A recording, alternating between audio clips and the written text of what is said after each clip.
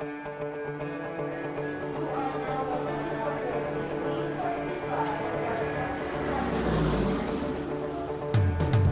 is EF Outbound, a podcast that showcases transformative travel stories that defy our expectations, challenge our assumptions, and teach us something new about the world and ourselves.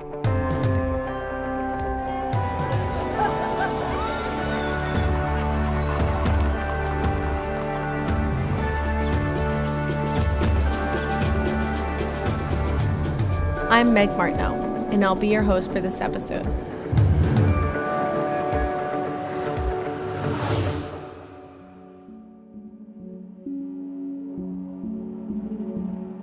At 24, Jamie was in the throes of emotional and existential turmoil. I was having what I like to call my quarter-life crisis. I had a full-time job that I really did not enjoy. The job itself was okay, but it was kind of like the people that I had to work with, and I was with people who are not very like-minded or open-minded, and I was the youngest, and I was a woman, and I was unmarried, and they just picked on me all day long. And I'm a pretty outspoken person, but I just felt like I internalized so much of the negativity, and I was just doing it to sustain myself. I didn't really know what I wanted in life. And on top of her quarter-life crisis, she was faced with what she saw as a tremendous loss of love. My grandfather, that I'm very close to, he was very sick. He had pancreatic cancer. He had beat it one time, and then it came back. Basically, the doctors told him he had 3 months to live, and he died within 10 days. So in that time, just the depression I was experiencing and the job that I was going to, like all of the daily tasks felt unbearable.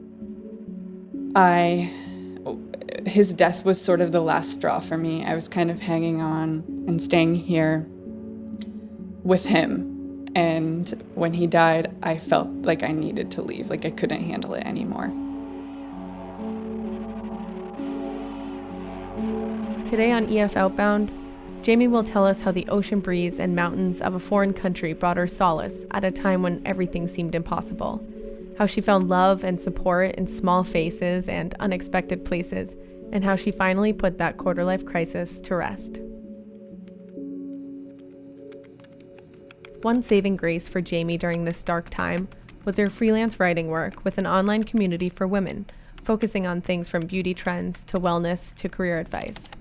And I actually saw an article about one of the other writers being an au pair, and she was a lot younger than me. She was in her teens, and I thought, well, maybe this is something I could do.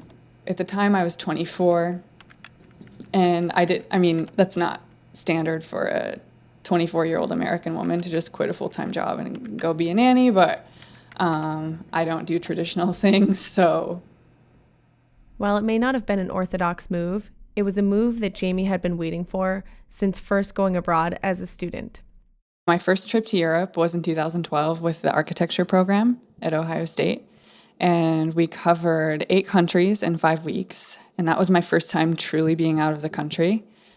I just loved it. I loved the history, I loved the architecture, and I loved being exposed to so many cultures and languages. Before going abroad that first time, Jamie had been struggling with an eating disorder that had her mind on numbers most of the time, and she found being in Europe actually felt quite freeing. I like to say that the US is driven by numbers and data, and when I went to Europe, all of that was taken away from me.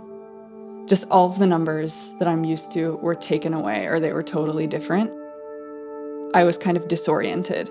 Miles or kilometers. I couldn't see like what size I was wearing when I bought clothes, and it was nice to just be taken out of my normal environment and put somewhere completely different. And I knew that in a matter of 5 weeks, I knew that I needed to go back long term. The idea of being an au pair made it more tangible. It's also temporary, and I love children, so it was kind of a perfect match. I knew that I could leave here, go there for X amount of time, and kind of experience that life, and I could come back if I wanted. So it wasn't a binding thing. The more she looked into it, the more she wanted to do it. She started filling out paperwork, and before she knew it, she had been placed with a family in Malaga, Spain. I was looking at photos, and I could see my host family's home and their neighborhood and the city, and something about it resonated with me. Like, I love old cathedrals, and like the cathedral in the city is beautiful, and just seeing photos of it like struck something, and it's just something I don't understand, and it's hard to describe. But I was actually reading an article the other day about words in other languages that describe strange feelings or sensations that we have but we can't describe in English. And one of those was compared to wanderlust, but it wasn't the same. But it was about looking at a place you've never been and feeling homesick for it. That is what I was experiencing the whole time I was arranging my things. When I was doing the mundane and even stressful things, because securing a visa was very stressful, I was just motivated by this feeling the whole time. It was such a strange period of time in my life that it didn't feel like it was really happening to me. Suddenly, it just kind of became a reality overnight. I bought my plane ticket, I secured a visa, and just going through all of the motions, like while I was experiencing depression, was kind of like, I couldn't believe it was happening. Like suddenly, it was time to move out of my apartment, and suddenly it was time to go to the airport, and I just didn't feel like it was happening to me. It just felt like I was watching it happen to somebody else. And when I was leaving, the night that I was leaving to fly to Spain, it finally hit me. I was like, this is me. This is happening to me. And I made it happen. I knew I would be there 6 months. I knew I was going to take some classes, but I didn't have an expectation necessarily for the language or how it would change my life. I was just looking at it as a breather from what I was going through, and I had no idea what would happen. I had been awake for, 30-something hours because I didn't choose my flights very wisely. I just chose the cheapest. I flew from Chicago to Istanbul to Madrid, and then I finally took a train from Madrid to Malaga. But when my host dad picked me up at the train station, I was, first of all, so dumbfounded and so exhausted that I couldn't, it was another moment that I couldn't fathom what was happening. We went home, and there were orange trees, and that was like my first memory of the place. There were orange trees and lemon trees, and it was January. I just loved it. I love citrus fruits, and I'll never forget that part of pulling into the driveway. There were 6-year-old twins, a boy and a girl, and then a 9-year-old girl. And the 6-year-old girl came running out of the house. She ran up to the car, and before I was even out of the car, she said, "I love you."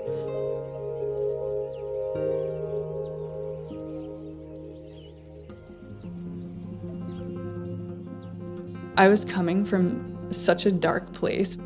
My family was not very approving of what I was doing. And to have this 6-year-old that doesn't know me, to have her run up to me and say that she loved me immediately because she wanted me to feel welcome, I had been kind of missing that. Like when I lost my grandpa, I don't know how to describe it, but a piece of that was taken away. And then when I had this pure type of love approach me when I arrived in Spain was amazing. The Saturday that I arrived, we hung out. They let me get in my room and unpack things, even though I only had a suitcase, Later that night, they took me into the city center, and it looked like a fairy tale. What sticks out to me in this memory is that I didn't know the city yet. And so it's so interesting to think of the city being a place that I didn't know when now I know it like the back of my hand.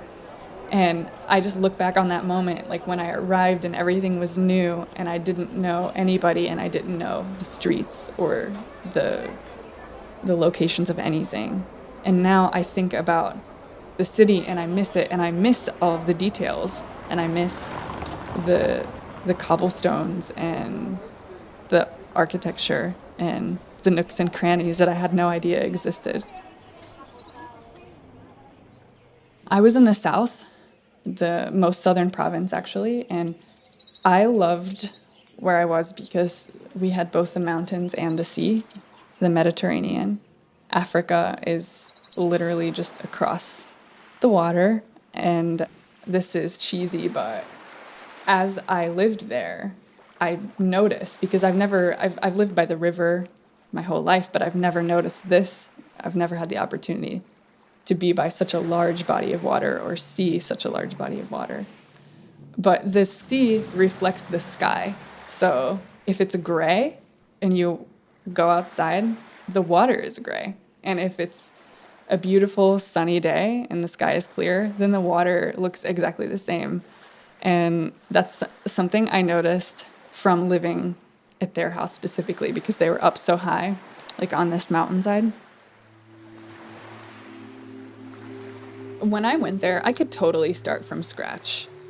I was able to create a new identity. Like, I didn't have to tell people about what I had been through in the past unless I wanted to. In Europe, people don't really care what you do for a living because, like, the career is not a defining thing. It's kind of like everybody's on a level playing field. Like, people respect each other just in a different way. When I had the freedom to be myself and just accept myself as I was, it was freeing. Like, I did not have to go to bed at night, like, thinking, oh my God, like, how am I gonna get out of this terrible job? Like, I was out of it, and I didn't have any plans, so I could just relax and explore.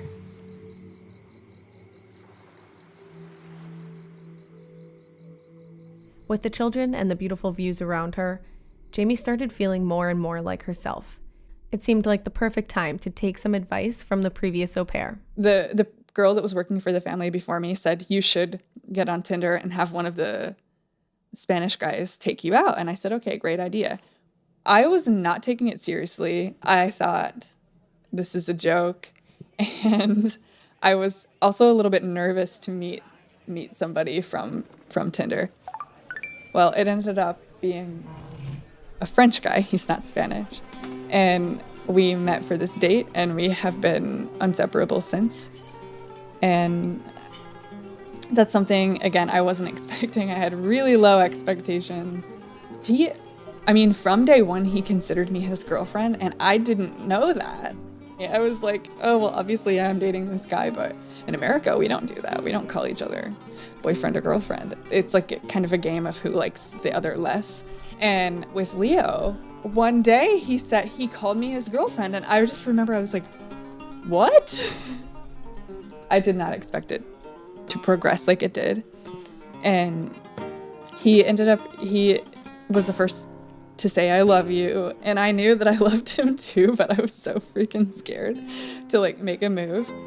Jamie had gone from a major loss of love to having it all around her, and she started to gain the confidence to go on some adventures by herself. After I had been there for a month, I took a trip to Budapest, and it was like my first solo trip outside of Spain. My plane arrived very late. I don't know Hungarian. It looks insane to me. I don't understand it. The currency was different, but I made it to my Airbnb just so smoothly and naturally, and I was just thinking, like, I did this for myself. It was not hard, and I was just thinking, I can do anything. I think I make things out to be way harder than they are. And the traveling reminded me of what I'm capable of. As she settled more and more into her new surroundings and new life, her au pair contract was quickly coming to an end, but Jamie wasn't ready to leave. I felt like I had some unfinished business.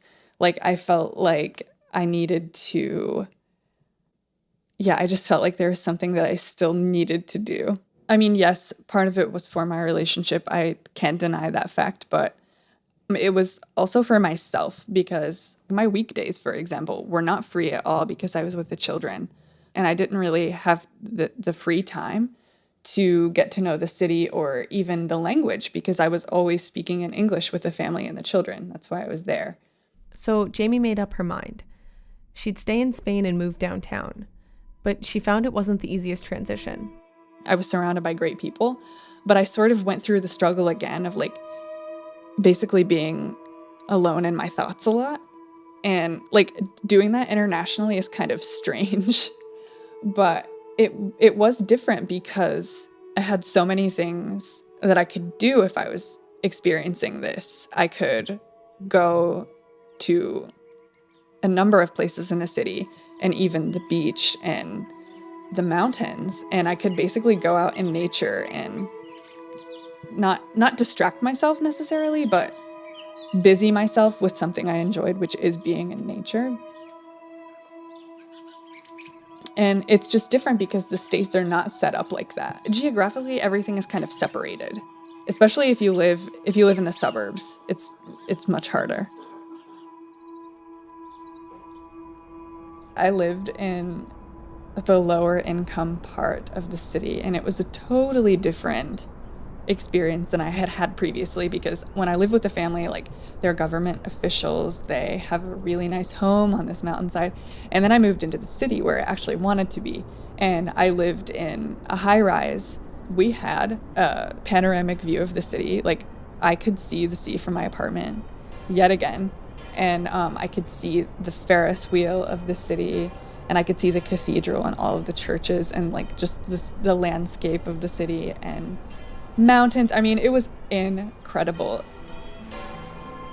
Really what I became attached to in my, like the second half of my time there really was the mountains. So I would actually run at the sea nearly every day. But the mountains were kind of like a special thing because my boyfriend and I would take kind of weekend excursions and we would go hiking. And from my apartment, I could see the mountains of Malaga. And I ended up growing really attached to them. I would actually go to the roof of my building and I could see the haze in the mountains when the sun was setting, and that gave me the feeling that I had before, like the homesick feeling, although I was still there. It just something in it made my heart ache, but in a good way.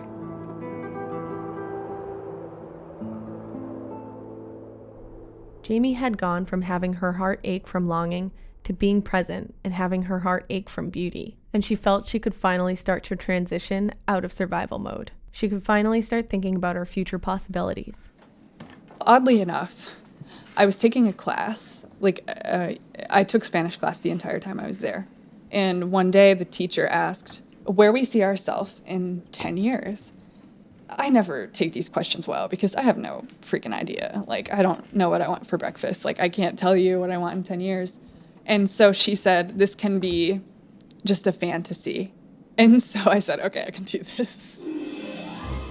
I wrote that I want to have 2 houses in America and Europe, and I want to split my time between the two. And wherever I live, I want a Jeep and a dog. I started actually thinking about that seriously. Like later in the week, I was just thinking about this fantasy and thinking about what could I do to be able to split my time between Europe and America. Whether or not that actually works or happens, I realized that what I wanted was just to have the means to be able to travel there.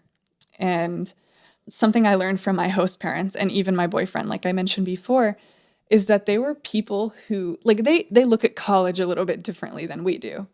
And so they look at their job as like a job and hopefully you enjoy it, but it's not your whole life.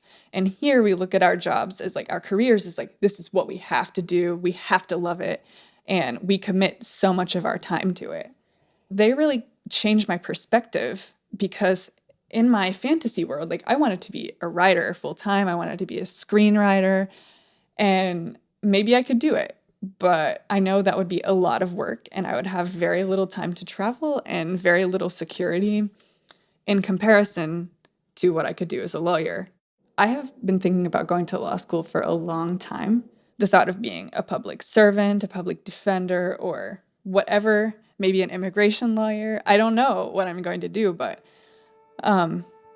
I realized that that is a passion of mine.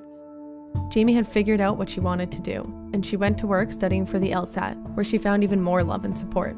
I would go to the local coffee shops there in Malaga, and I would study for the LSAT for hours. And I made some really good friends doing this. I met the owner of a cafe there. He would treat me so well when I went to study, and I would be there for literally 3 and 4 hours at a time. And it was like, this place was the size of half of my room. Like, it was a very tiny place. People would come and order smoothies, and he would give me the remaining, like, whatever was left in the blender, and he would give me new food that they had ordered, and he was so nice to me. And like, that was amazing. Like, I felt like I had a big brother. She took the LSAT in Rome with the Colosseum as her backdrop, and within a few months, she heard back. I know that my grandma was really excited for me to have this opportunity, and it just so happens that, like, I was out of the country, so I had given the school her cell phone number, and I'd never thought they would call it, but they actually called it. And she got to call me and tell me the news. And I just started crying so hard because I've been very worried about financial stuff. And not only did I get in, but I got a significant amount of scholarship money. It was just such a special moment because she got to tell me the news, so.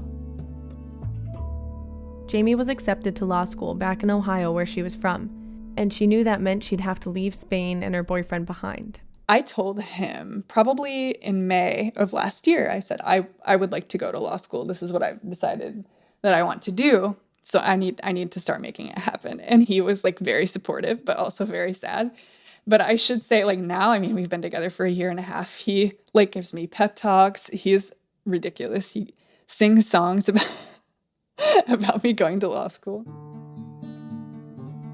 My trip to Spain gave me a sort of empowerment that I needed. And that's what made me feel like myself.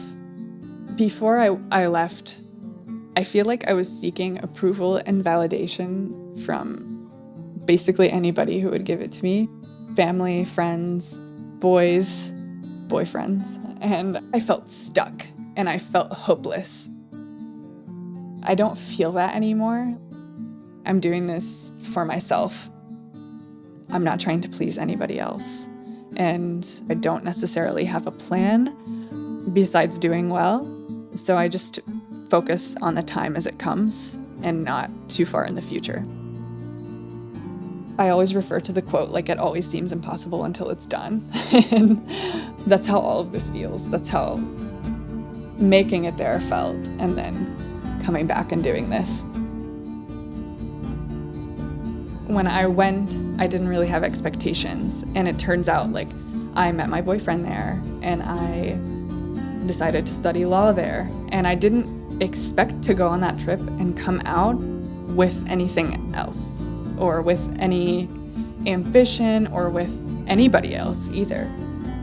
And so it was just an accumulation of all of these things that I just think of myself 2 years ago, and I just think of how blissfully unaware I was that these things would happen to me.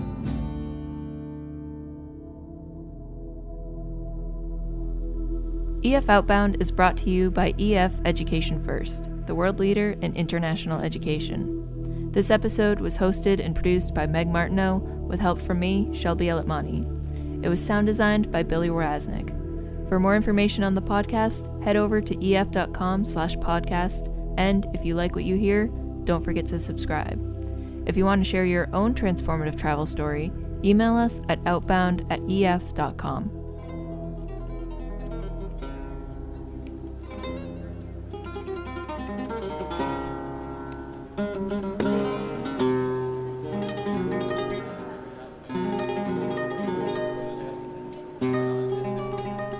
Can you sing one of his songs? Well, it would be really embarrassing. But because we jokingly call each other baby boy and baby girl. Like, this is a joke.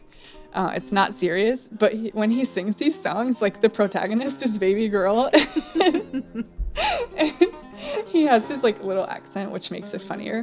But he's always like, baby girl is gonna slay.